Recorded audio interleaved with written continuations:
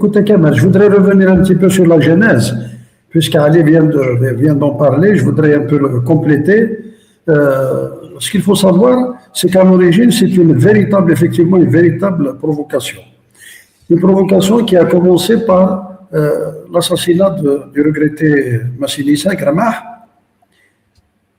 L'affaire aurait pu s'arrêter là s'il n'y avait pas eu d'autres développements qui se sont greffés, à savoir que juste après l'assassinat de Massinissa Gramah, il y a eu une descente du pôle économique de la gendarmerie sur tous les commerçants de Kabylie.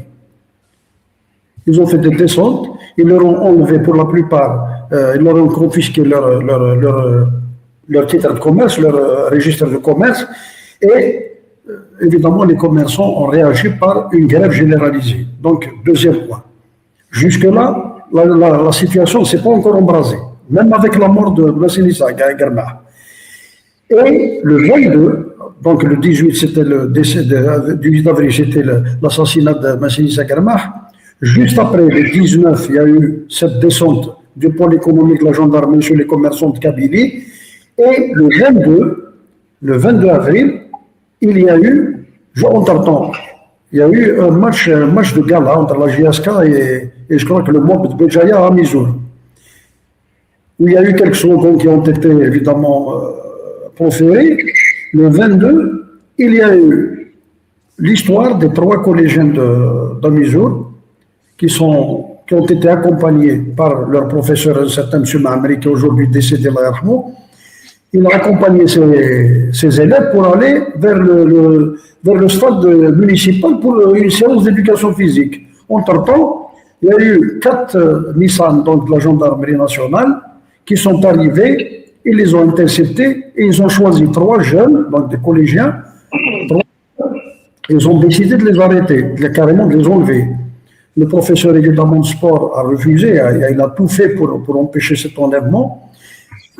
L'explication qu'ils ont donnée, ils ont dit que le jour du match de la GSK du 20 avril, on les a repérés comme étant des individus qui criaient les Arabes, les animaux. Évidemment, il n'a pas pu résister, ils ont été quand même enlevés. Et c'est à partir de là, le prof est arrivé dans son établissement, il a alerté l'établissement. Et puis, là, le bruit, l'information s'est propagée comme une traînée de poudre. Ça a commencé par le CM, ensuite le lycée d'Amizour, et puis c'est tout le monde qui est sorti dans la rue, et il y avait des émeutes un peu partout. Le premier jour, le deuxième jour, évidemment, il y a eu d'autres communes limitrophes comme Timzareth, L'Khsar, Smaoun, etc. Et c'est à partir de là que les choses se sont embrasées. Et ils ont commencé. Donc, les véritables victimes, c'était le 25 avril à Ouzlagen. Et là, il y a eu les 5 premières victimes qui ont été abattues à Ouzlagen. J'étais député à l'époque, j'étais responsable du RCD. Et je me souviens, le 25, le Walid Béjaïa m'avait appelé pour me dire, voilà, il y a le ministre de l'Intérieur, Yazid Zerouni, qui passe à Béjaïa. Il savait déjà à l'avance ce qui avait été commis, donc il était venu un petit peu comme un pompier. Il a dit pourquoi il allait réunir tous les élus et toute la société civile de la wilaya de Béjaïa. Et moi, entre-temps, j'étais en contact avec le maire d'Amizour, qui était le maire de Ouzlagen, qui était le maire RCD. Il m'avait annoncé la mauvaise nouvelle. Il m'avait dit qu'il y a 5 victimes, 3 sont décédées, 2 sont encore dans le coma. Et l'ICO Presto, j'étais accompagné de notre ami député Hamoud Abdelkader. J'ai dit carrément, j'ai répondu carrément au Wali, je lui ai dit, est-ce que vous êtes au courant de ce qui s'est passé à Mizour, plutôt à Ouzlagen? Il a dit brièvement et tout ça, je lui ai dit, mais là je vous informe qu'il y a des morts, et je ne suis pas là, je ne viendrai pas à cette réunion, je ne suis pas là pour faire tapisserie au premier flic du pays, je serai là où sont les victimes, où sont les citoyens. Et bien c'est à partir de là qu'on est parti avec Hamoudi. On a traversé toute la vallée de la Souma, inutile de vous dire que c'était impossible de trucs, il y avait des barricades de partout, des arbres qui sont tombés, etc. Arrivant à Ouzlagen, j'ai vu un paysage vraiment lunaire.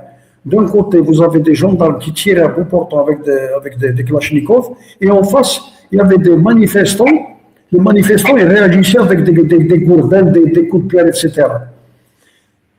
Arrivé sur place, j'ai été chez le président de la PC. C'était très difficile parce qu'on était, même notre vie était en danger, ça tirait de partout. Et c'est à partir de là que j'avais appelé le Wali, j'ai exigé à ce que le Wali qui était avec le ministre de l'Intérieur, j'ai dit voilà ce qui se passait. Il se passe en ce moment à Ouzlagen. Si vous n'arrêtez pas ce carnage, nous prendrons nos responsabilités. Nous allons alerter toutes les institutions, non seulement les institutions du pays, et y compris les ONG étrangères. Et c'est à partir de là, 20 minutes après, la fusillade s'était arrêtée, mais il y a eu quand même 5 morts.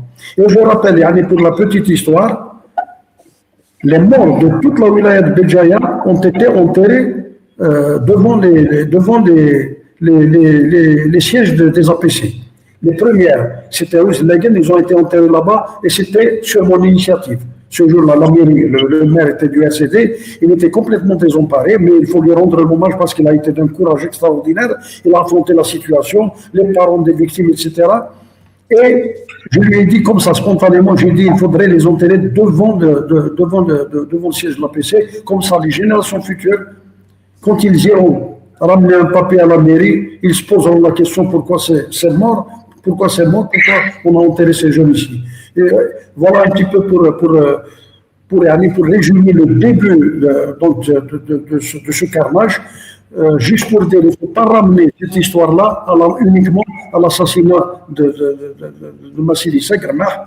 C'est un processus qui a abouti à un grand processus sanglant, qui a ensuite embrasé évidemment toute la Kabylie, aussi bien la Kabylie du Djurdjura, des Babor, des Bibans et aussi de la Soumane.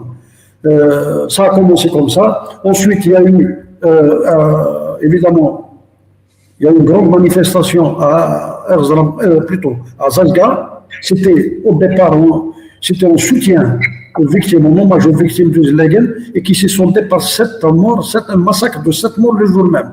Et c'est à partir de là que toute la Kabylie, évidemment, s'est embrasée, jusqu'à, évidemment, les partis politiques dont tu parles, Kamal, effectivement, elles étaient littéralement débordées, il faut dire. C'était une éruption populaire qui faisait fi des partis, de toute organisation qui existait à l'époque. C'était quelque chose d'absolument nouveau. Il est parti, moi j'étais dans la direction du RCD, aussi bien, je pense, la direction du RCD que celle du FFS était un petit peu désemparée. On sentait que la situation en Kabylie échappait au parti. Et c'est de là que naquit cette idée des arches. Il faut aussi se poser la question d'où vient ce terme, comment c'est venu, etc. Il ne faut pas non plus... les manipulations peuvent intervenir à tout moment, mais concernant les partis, il y a eu un accompagnement. Un accompagnement au départ des deux partis. Le FFS s'est désengagé le premier. On se rappelle que le Hussein déjà, il avait dit que c'était une création il avait traité la arche de création des Mokhabarat. Le RCD a continué à accompagner tant bien que mal le mouvement jusqu'à son aboutissement. Il faut dire aussi que sans l'implication des militants aussi bien du FFS, du RCD et des partis de gauche, évidemment du PAX de l'époque, l'ex-PAX, et aussi du PST, l'extrême gauche, le mouvement n'aurait pas eu cette connotation politique qu'elle a connue par la suite. Ça aurait été un mouvement, une jacquerie, qui aurait peut-être très mal connu. Au contraire, les militants de ces partis-là, même s'ils n'agissaient pas escalité au nom de leur parti, mais ils étaient tous présents. Tu parles des partis, effectivement, ils étaient un petit peu débordés quand tu vois que le 20 avril suivant, d'habitude qui est fêté quand même, qui est plutôt célébré dans des manifestants par des animateurs, des animateurs historiques du MCB, ils avaient laissé place aux animateurs d'Arche, simplement. Donc il y a eu véritablement un transfert, un changement, un chamboulement très très important en Kabylie, dans la sphère politique et sociale en Kabylie.